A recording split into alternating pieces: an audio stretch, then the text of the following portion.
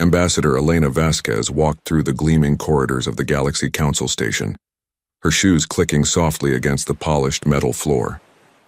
Outside the massive windows, stars glittered like diamonds against the black of space. She had walked these halls for 5 years now, representing Earth and all of humanity in the grand galactic community. The station was beautiful, built around the orbit of Kepler 442b. Different sections housed different alien races, each designed to match their needs. The Zethkari lived in crystal chambers that sang with harmonic frequencies. The Vorthak preferred dark, humid spaces that reminded them of their hive worlds. The energy beings called lumens needed special containment fields just to maintain their forms. Elena smiled and nodded to a group of Zethkari delegates as she passed. Their crystalline bodies caught the light and threw rainbow patterns on the walls. They nodded back politely, but she noticed how their internal lights dimmed slightly. They had always been polite to humans, but never quite warm. Ambassador Vasquez, called a voice behind her. She turned to see Dr. James Chen jogging to catch up. His face looked worried, which was unusual. James was typically the calmest person she knew. "What's wrong, James?" she asked as he reached her side. "I need to show you something," he said quietly. "In my lab. It's about the genetic samples we've been providing to the Council's Medical Research Division." Elena frowned. For the past 50 years, humanity had shared freely with the Galaxy Council. They gave medical technology that had saved millions of alien lives. Earth's farmers had developed crops that could grow on worlds where native species were dying out. Human diplomats had prevented 3 major wars between hostile species. In return, the Council had welcomed humanity as valued members. Earth had colonies on 12 worlds now, peaceful farming and research settlements. New Geneva was the largest, home to over 2 million humans who grew food for half the galaxy. "Can it wait?" Elena asked. "The Council is voting on the Genetic Purity Initiative today. I need to prepare my speech against it." James grabbed her arm gently. "Elena, that's exactly why this can't wait." Something in his voice made her stomach tighten. She followed him to his laboratory in the human section of the station. The lab was a mess of papers, computer screens, and biological samples.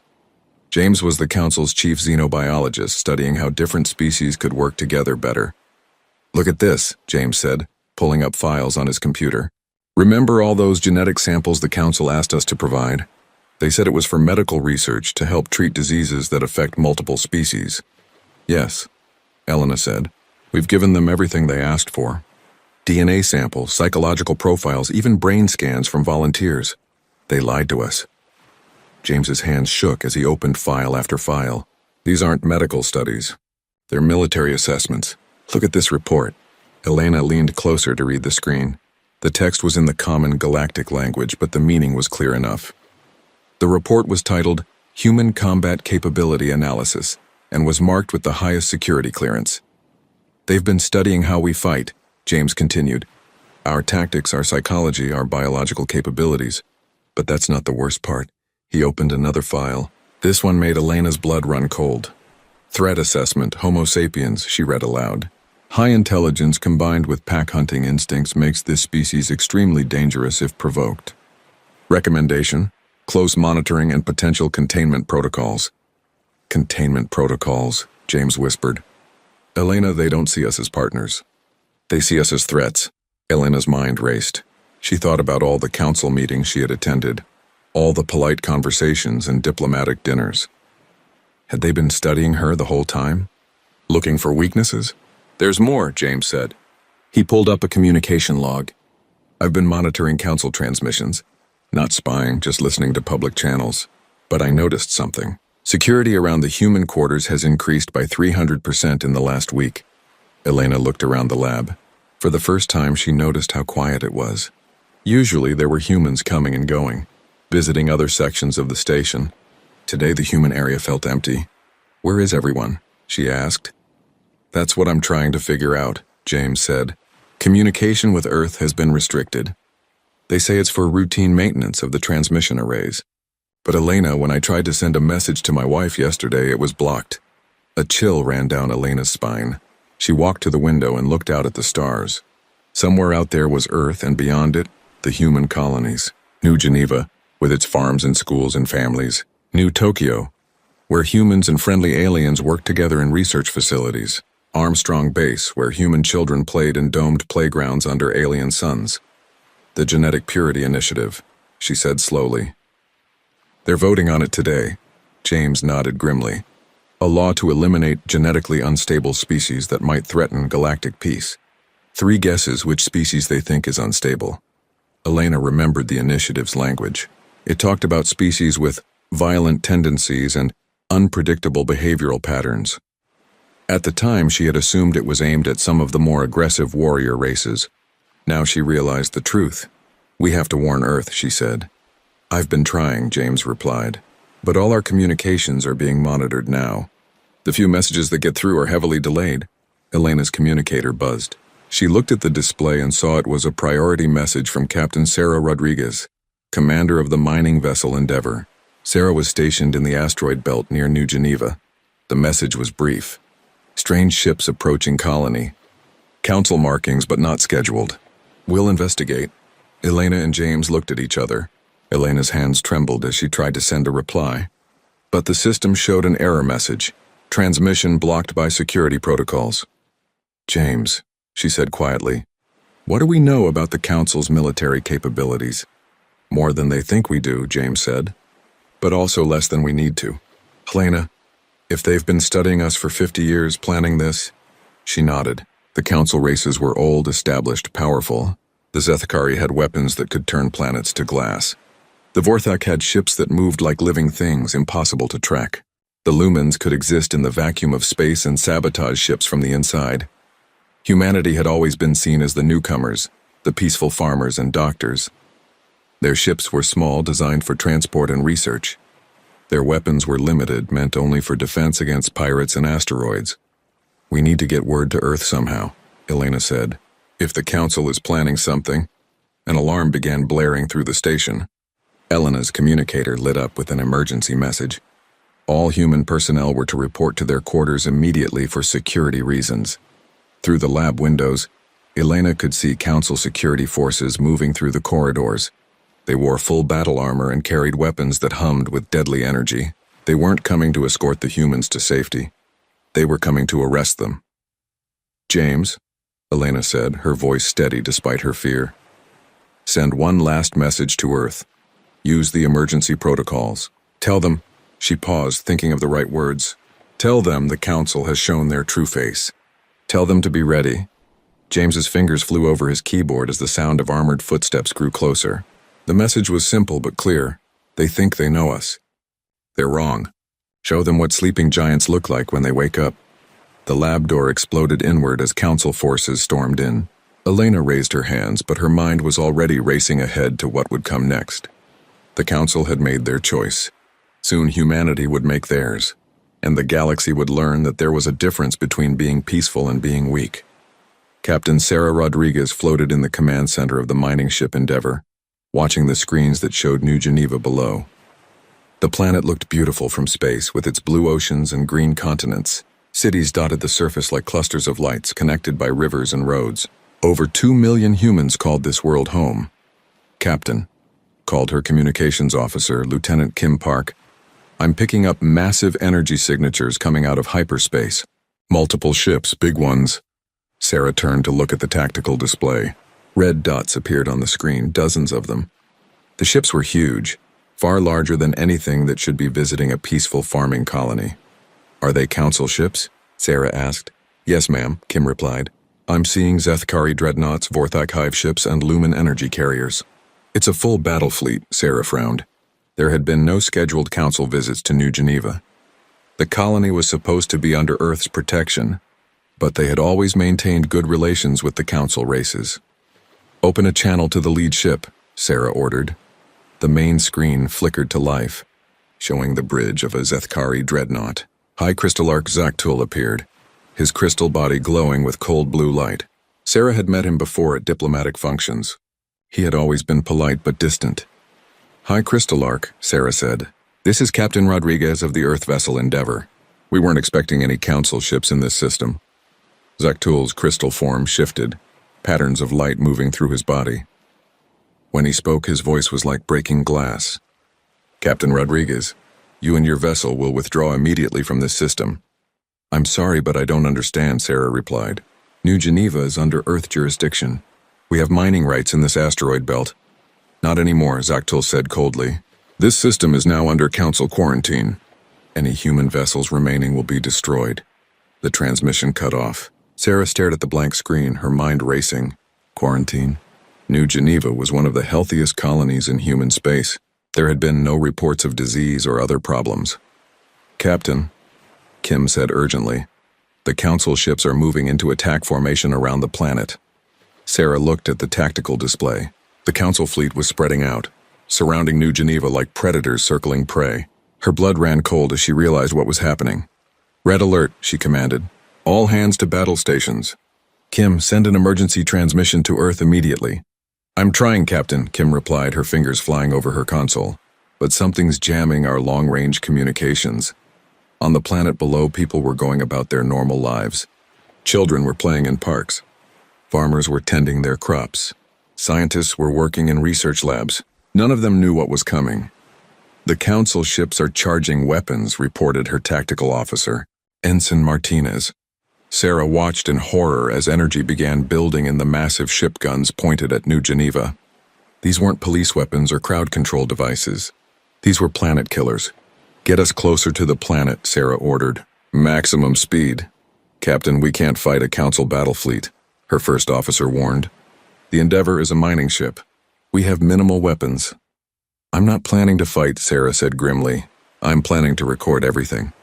The first energy beams lanced down from orbit like spears of light. They struck the planet's major cities with devastating force. Where the beams hit, everything simply vanished. Buildings, streets, people, all turned to ash in an instant.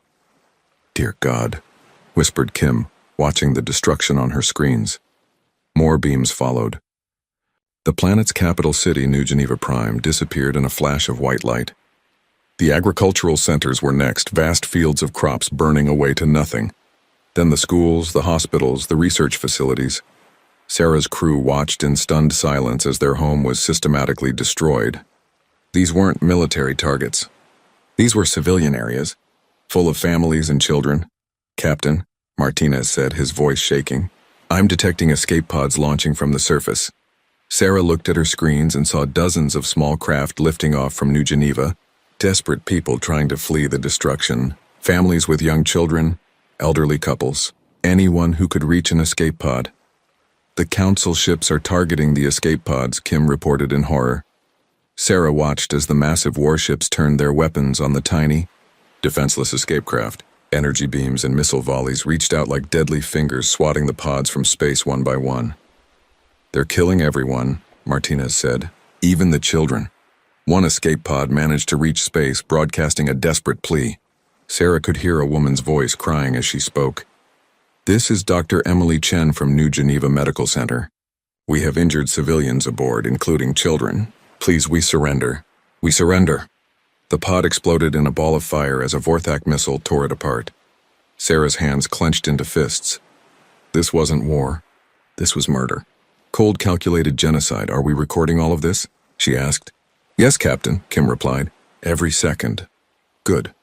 The galaxy needs to see what the Council really is. More escape pods died as the Council ships hunted them down with systematic efficiency. A few made it to the asteroid belt, but not many.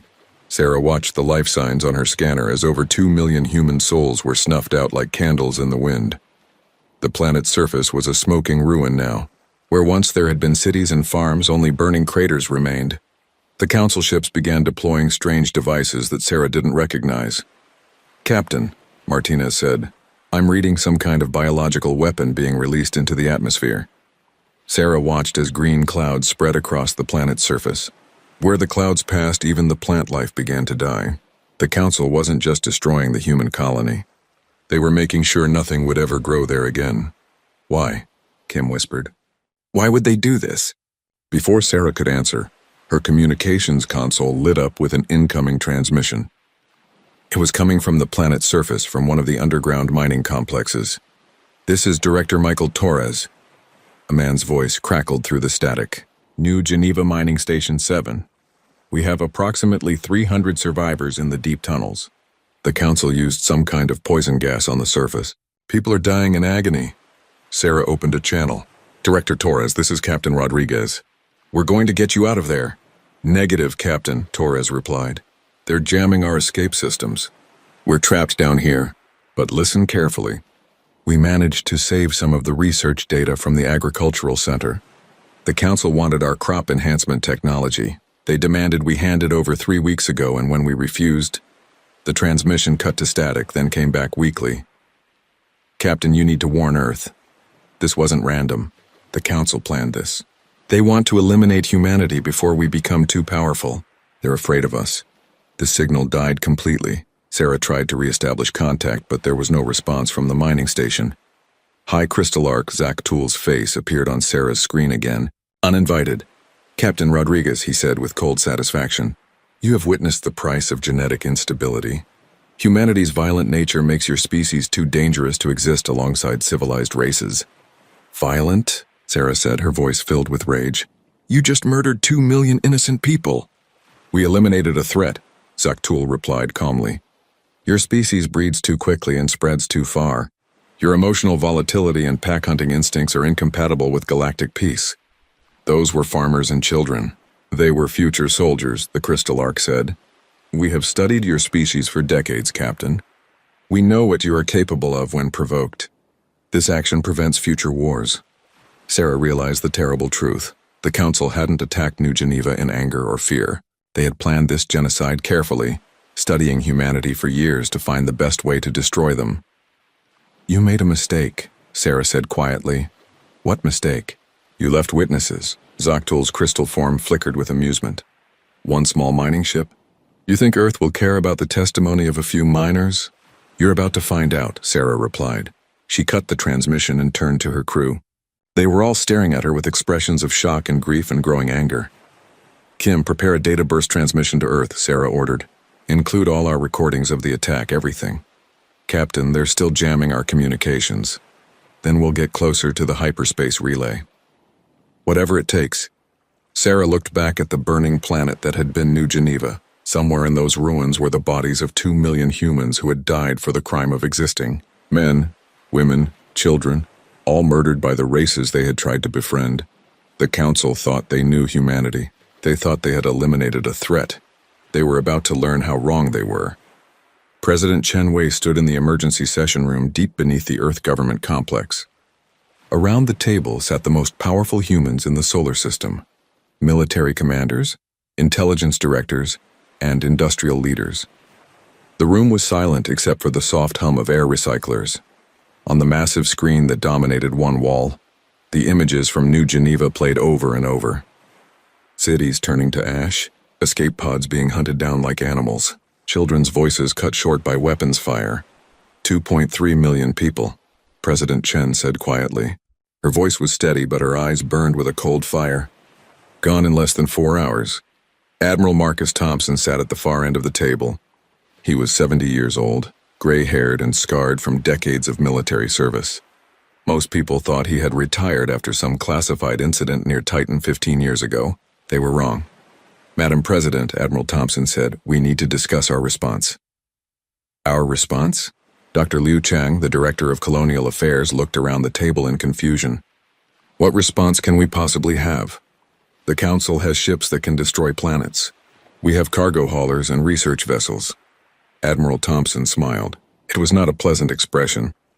Dr. Liu, he said, how long have you held your current position? 8 years, why? Then you don't know about the real fleet. President Chen pressed a button on the table. The screen changed to show a star map of the solar system. Red dots appeared throughout the asteroid belt on the moons of Jupiter and Saturn, hidden in the rings and scattered across the outer planets.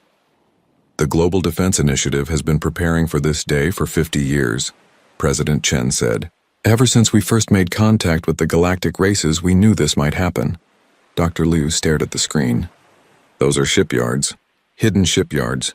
Ceres Shipyard Complex, Admiral Thompson said, pointing to one of the dots, built inside the asteroid itself. From the outside, it looks like a mining operation. Inside, we've been constructing warships for 3 decades. More dots lit up on the screen. Titan Construction Facility, Europa Naval Base, the Rings of Saturn Defense Network. Each name was spoken like a prayer. But the Treaty of Centauri, Dr. Liu protested. "We agreed to limited military forces. The Council has observers." "The Council observers see exactly what we want them to see," said Director Sarah Kim from Earth Intelligence. "They think our cargo ships are for trade. They don't know about the weapons hidden in their hulls. They think our research stations study asteroids. They don't know we've been developing weapons technology for decades." Admiral Thompson stood and walked to the screen. "The Council made a fatal mistake. They assumed we were sheep because we acted like sheep. They forgot that sheep exist because the wolves allow it." He pressed another button. The screen changed to show technical specifications for ships that Dr. Liu had never seen before. "The Prometheus-class dreadnought," Admiral Thompson said, 2 kilometers long, armed with quantum torpedo launchers and gravitic beam weapons. We have 12 of them. The Retribution-class stealth destroyer, invisible to most sensors, armed with hunter-killer missiles designed specifically to penetrate alien shields. We have 47. The Righteous Fury-class battlecruiser, my personal flagship, built to fight enemies we once thought were gods. Dr. Liu's mouth fell open. "How is this possible?" "The resources alone. Every mining operation in the asteroid belt," Director Kim explained. "Every industrial facility on Mars and the outer moons. We've been building a war fleet while pretending to be peaceful farmers." President Chen stood and walked to the window that looked out over the capital city. Below, people were going about their normal lives, not yet knowing that their colony world had been destroyed. "The Council thinks they eliminated a threat," she said. "They think we're a species of farmers and doctors who won't fight back. They're about to learn why predators respect the pack." She turned back to the table. "Admiral Thompson, you have full authorization. Activate all military assets. Recall every agent from Council space, and send a message to the galaxy." "What message, Madam President?" President Chen's voice was soft, but everyone in the room felt the steel beneath it. They wanted to see monsters. Let's show them what monsters look like. Within hours, the solar system was alive with activity. Hidden shipyards throughout the asteroid belt powered up for the first time in decades. Massive construction bays opened like metal flowers, revealing warships that gleamed with deadly purpose. On Mars, the industrial complexes that the Council thought were making farming equipment began producing ammunition and weapons at an incredible rate. The red planet's surface crawled with automated factories working at maximum capacity. In the outer system, defense platforms that had been disguised as research stations revealed their true nature. Weapons that could crack moons swiveled toward deep space, ready to protect Earth from any attack. Admiral Thompson stood on the bridge of the UES Righteous Fury as his ship emerged from its hidden berth inside Ceres. Around him, his crew worked with the efficiency of people who had trained for this moment their entire lives. "Communications," he called. "Open a channel to all ships." The response came back immediately. "Channel open, Admiral." Thompson looked out at the growing fleet surrounding his flagship. Ships of war built in secret, crewed by people who had spent decades preparing for a fight they hoped would never come. "This is Admiral Thompson to all vessels," he said. "Today the Galaxy Council showed us their true face. They murdered our children. They burned our farmers. They thought we were sheep." He paused, watching more ships emerge from their hiding places throughout the solar system.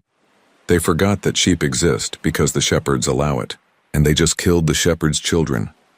On screens throughout the fleet, Admiral Thompson's weathered face was hard as granite.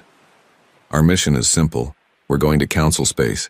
We're going to rescue our people. We're going to punish the ones responsible for New Geneva, and we're going to remind the galaxy why apex predators don't attack the pack." Across the fleet, thousands of voices responded as one. "Sir, yes sir," but Earth's preparations went far beyond ships and weapons. Throughout Council space, humans who had lived as merchants, diplomats, and researchers for decades suddenly revealed their true purpose. On the Council station where Ambassador Vasquez was being held prisoner, maintenance worker Jack Morrison disabled the primary defense grid with tools he had been carrying for 5 years. Research scientist Dr. Amanda Foster uploaded viruses into the station's computer systems that would cripple communications for days. On trade worlds throughout the galaxy, human merchants who had been selling Earth products for years suddenly began providing weapons and intelligence to resistance groups. The peaceful traders had actually been building the largest spy network in galactic history.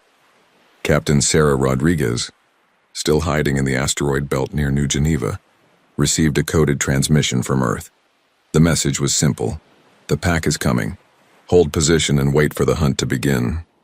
She looked at her crew, all of them changed by what they had witnessed. The miners and technicians who had spent their lives digging rocks from asteroids were now soldiers with fire in their eyes. "You heard the message," Sarah said. "We're not miners anymore. We're hunters, and we have prey to catch." The transformation was happening throughout human space. Cargo ships revealed hidden weapons. Research vessels deployed military sensors. Even the agricultural colonies began producing materials for war instead of food.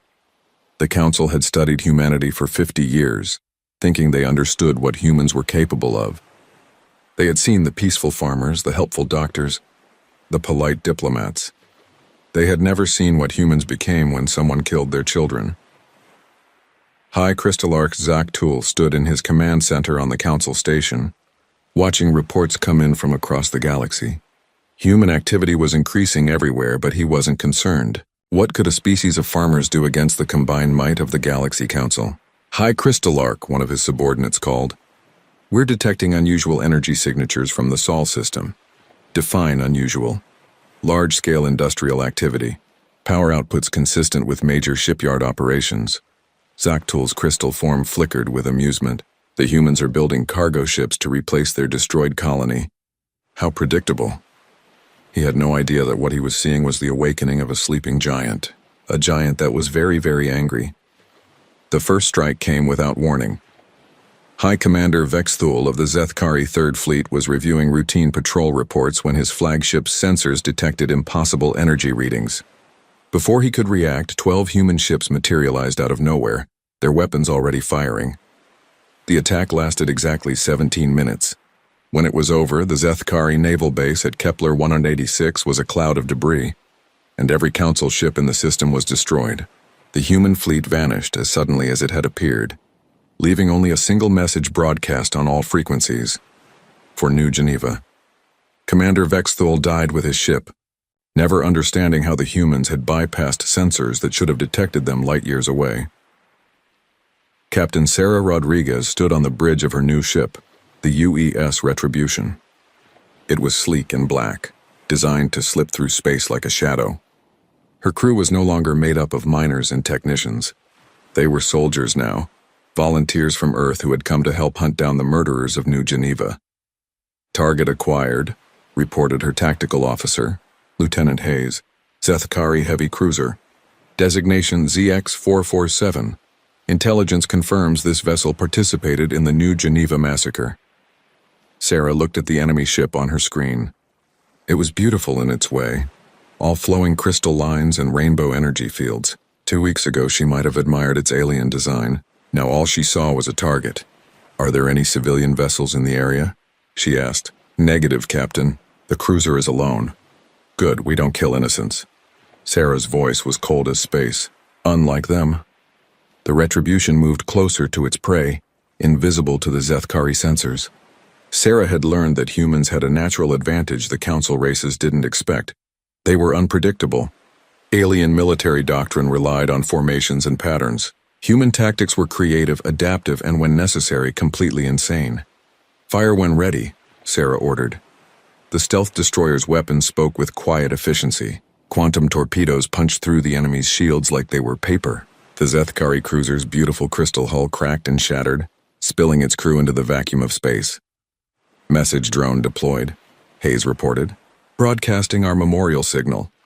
As the enemy ship died, a small probe detached from the Retribution and began transmitting.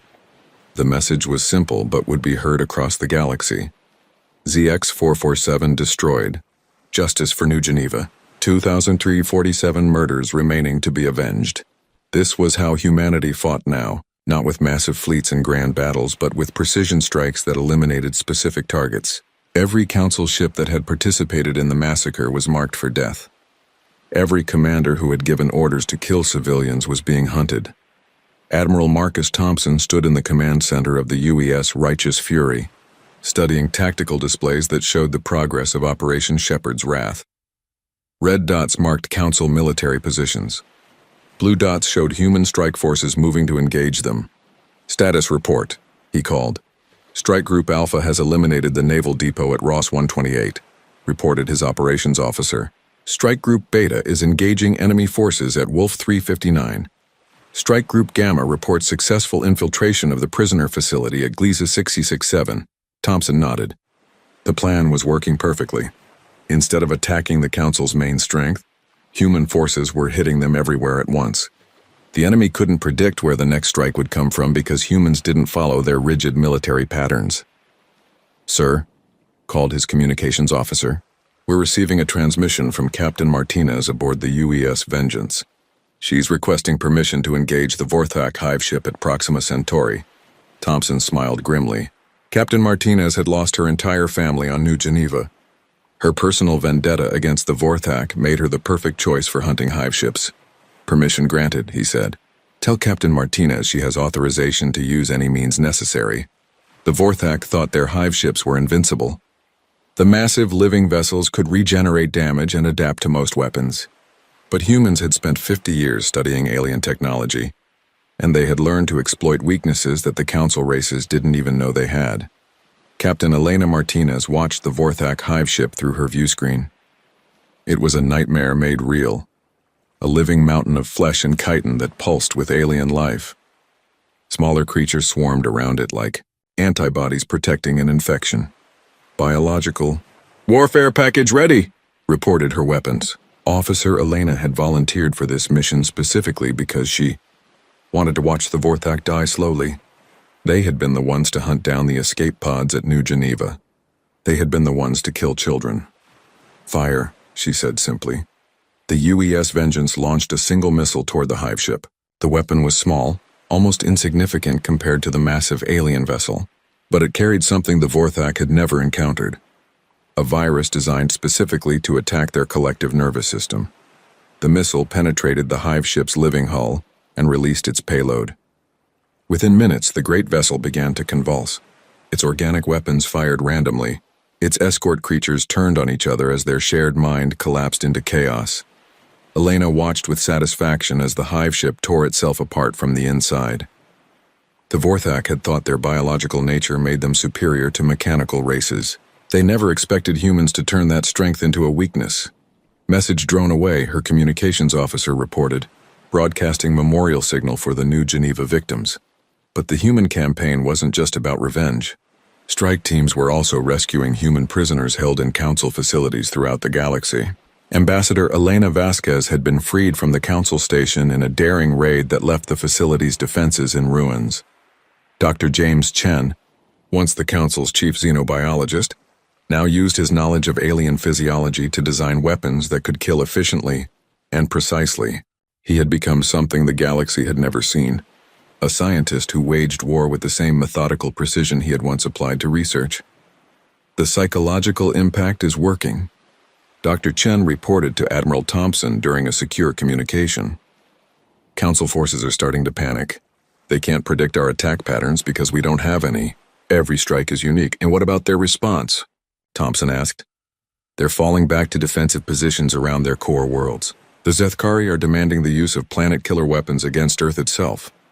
Thompson's expression darkened. "Let them try. We've been preparing for that possibility for 50 years. The Admiral was right to be confident. Hidden throughout the solar system were defense platforms that could intercept even the most powerful weapons. And if any enemy force managed to threaten Earth directly, they would face the full might of humanity's home fleet. But the Council's desperation was becoming dangerous. Reports were coming in that some alien commanders were threatening to use weapons of mass destruction against human colonies. The Lumens, beings of pure energy, were discussing the possibility of destabilizing stars to eliminate human settlements. "Sir," called Thompson's intelligence officer, "we're receiving a transmission from High Crystallarch Zaktul. He's demanding to speak with our leadership." "Put him through," Thompson said. The screen flickered to life, showing the alien who had orchestrated the New Geneva massacre. Zaktul's crystal form was dimmer than before, his internal lights flickering with what might have been fear. "Admiral Thompson," the Crystallarch said, "this destruction must stop. Your forces are committing acts of terrorism against peaceful worlds." Thompson's laugh was harsh and bitter. "Peaceful? You murdered 2 million civilians, Zaktul. You hunted down children in escape pods. We eliminated a threat to galactic stability, Zaktul replied. Your species is too dangerous to be allowed to spread unchecked. You made a mistake, Thompson said quietly. You thought we were weak because we chose to be peaceful. You thought we were farmers and doctors who wouldn't fight back. What are you? Zaktul asked. Thompson's smile was terrifying in its coldness. We're apex predators who spent 50 years pretending to be sheep. And you just killed our children. The transmission cut off, leaving Zaktul staring at a blank screen. Around him, his crystal advisors flickered with patterns of fear. They had expected a quick, clean elimination of a minor threat. Instead, they faced an enemy unlike anything in their long history. Humanity fought with a combination of advanced technology and primitive savagery that the civilized council races couldn't understand. They used weapons that violated known physics. They employed tactics that seemed random but were devastatingly effective. And they showed no mercy to anyone who had participated in genocide. The hunt was just beginning, and the hunters were very, very angry. Message to all human forces, Admiral Thompson broadcast. Phase 2 begins now. It's time to take the war to their home worlds. Show them what happens when predators stop pretending to be prey. Across the galaxy, human ships began moving toward the Council's core systems. The sleeping giant was fully awake now, and it wanted blood. The final battle began at the edge of the Nexus system, where the Galaxy Council's fortress world hung in space like a jewel of civilization. Nexus Prime was the center of galactic government, home to over 1 billion beings from dozens of species. Its orbital defenses were considered impregnable, protected by energy shields that could stop stellar bombardments and weapons platforms that could destroy entire fleets. Admiral Marcus Thompson stood on the bridge of the UES Righteous Fury, watching the massive council fleet form up to defend their capital, 3,000 ships strong, representing the combined military might of 27 species. Against them came humanity's war fleet, smaller in number but carrying 50 years of suppressed rage. All ships report ready for battle, announced his communications officer. Thompson looked out at his fleet. The Prometheus-class dreadnoughts floated like metal mountains, their quantum torpedo launchers glowing with deadly energy. Stealth destroyers flickered in and out of visibility as their cloaking systems cycled. Battle cruisers and heavy cruisers formed attack wings that moved with predatory grace. Open a channel to the entire galaxy, Thompson ordered. All frequencies, the communications officer nodded. Channel open, sir. Thompson's voice carried to every world, every station, every ship in the known galaxy. This is Admiral Marcus Thompson of the Earth Defense Fleet. We come to Nexus Prime seeking justice for the massacre at New Geneva. We demand the surrender of those responsible for the murder of 2.3 million innocent civilians. The response came from High Crystallarch Zaktul, aboard the Council's flagship. Admiral Thompson, withdraw your forces immediately. Any attack on Nexus Prime will be considered an act of war against the entire galaxy. We didn't start this war, Thompson replied coldly. You did when you decided to genocide my species. Now you get to see what we're really capable of.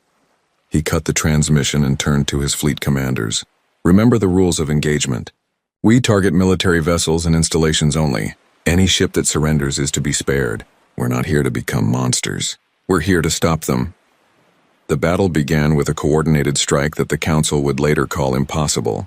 Human ships emerged from hyperspace at multiple points around the Nexus system, having somehow bypassed early warning networks that should have detected them hours before arrival. Captain Sarah Rodriguez led the first wave aboard the UES Retribution. Her stealth destroyers slipped through the outer defense perimeter like ghosts, targeting the massive weapons platforms that protected Nexus Prime. Target the shield generators first, she ordered. I want those defenses down in the first 5 minutes. Her ships moved with deadly precision, each one striking a different target simultaneously. The Council had never faced an enemy that could coordinate attacks across light years of space in real time. Human quantum communication networks allowed their fleet to act as a single organism, adapting and responding faster than any centralized command structure.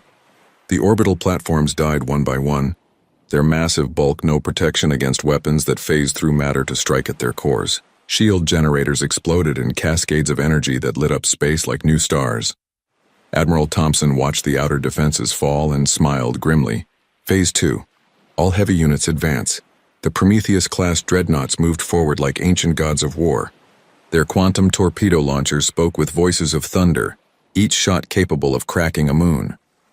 The Council's heavy ships tried to form defensive lines, but human tactics shattered their formations before they could establish firing solutions.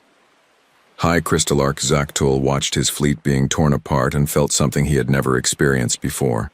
Fear. The humans fought like no species in galactic history. They didn't follow predictable patterns or traditional formations. Every ship seemed to act independently while somehow working in perfect coordination with the others. "Deploy the Omega weapons," he ordered his subordinates. "Target the human flagship." The Omega weapons were the Council's most powerful ship killers, energy cannons that could punch through any known armor. 3 of them fired simultaneously at the Righteous Fury, beams of pure destruction that should have vaporized the human vessel instantly. Instead, the beam struck some kind of energy field around the ship and scattered harmlessly into space. Admiral Thompson's voice came over the communication channels, calm and unimpressed. "Is that the best you can do? Our children built better weapons in their school science projects." The psychological impact was devastating. The Council's ultimate weapons had failed completely, while the humans seemed to have technology that bordered on magic. Alien crews began to panic as they realized they were fighting an enemy they didn't understand. Captain Elena Martinez led Strike Group Vengeance through the heart of the enemy formation, her ships carving through Council lines like knives through paper. Her target was specific: the Vorthak command hive ship where the orders for New Geneva's destruction had originated. "There it is," her tactical officer reported. "The hive ship consuming darkness. Intelligence confirms it was the command vessel during the massacre." Elena looked at the massive biological ship with cold hatred. Somewhere in its living corridors were the creatures who had hunted down escape pods full of children, who had laughed as they murdered the innocent. "Launch the special package," she ordered. The UES Vengeance fired a single projectile toward the hive ship. It looked harmless, just a small metal cylinder tumbling through space. But inside was something the Vorthak had nightmares about. A quantum virus designed to rewrite their collective consciousness. The projectile penetrated the hive ship's living hull and released its payload directly into the creature's nervous system. Within seconds, the massive vessel began to convulse as its shared mind collapsed into chaos. Smaller bioships turned on their parent vessel, attacking it with weapons meant to defend it. Elena watched with satisfaction as the hive ship tore itself apart from the inside. "That's for every child you murdered, you monsters." But the real target of the assault wasn't the fleet defending Nexus Prime. It was the planet itself, where the Galaxy Council's leadership waited behind energy shields they thought were impregnable.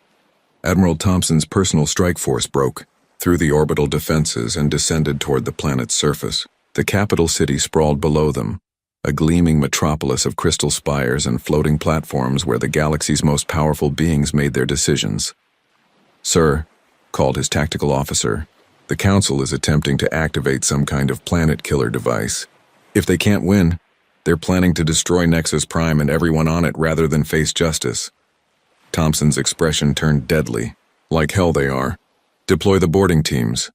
The UES Righteous Fury and her escort ships landed in the heart of the capital, their arrival shattering windows and sending Council officials fleeing in panic. Marine units in power armor poured out of the ships, advancing toward the Council chambers with implacable determination. Captain Rodriguez led the assault on the main government complex, her soldiers moving through corridors filled with terrified alien bureaucrats. Most surrendered immediately when they saw the humans coming. The few who tried to fight discovered that human military technology was decades ahead of anything they had imagined. "Secure the Council chambers," Rodriguez ordered. "Find the device controls." Her Marines kicked down the doors to the central command room where High Crystallarch Zaktul and his senior advisors waited. The alien leader was trying desperately to activate a weapon that would turn Nexus Prime into a nova, killing everyone on the planet rather than allowing humanity to claim victory. "Step away from the controls," Rodriguez commanded, her weapon trained on the Crystallarch. Zaktul's crystal form flickered with desperate energy. "You don't understand. If humanity wins this war, you'll become the new tyrants. The galaxy needs us to maintain order." "The galaxy needs justice," Rodriguez replied. "Starting with you." The Crystallarch made one last attempt to reach the weapon controls, but Rodriguez was faster. Her weapon fired once, and Zaktul's crystal body shattered into 1,000 glittering pieces. Around him, his advisors fell to their knees in surrender. The war was over. In the aftermath of the battle, humanity stood victorious but forever changed. The Council's military forces had been shattered, their leadership either dead or in custody awaiting trial for genocide.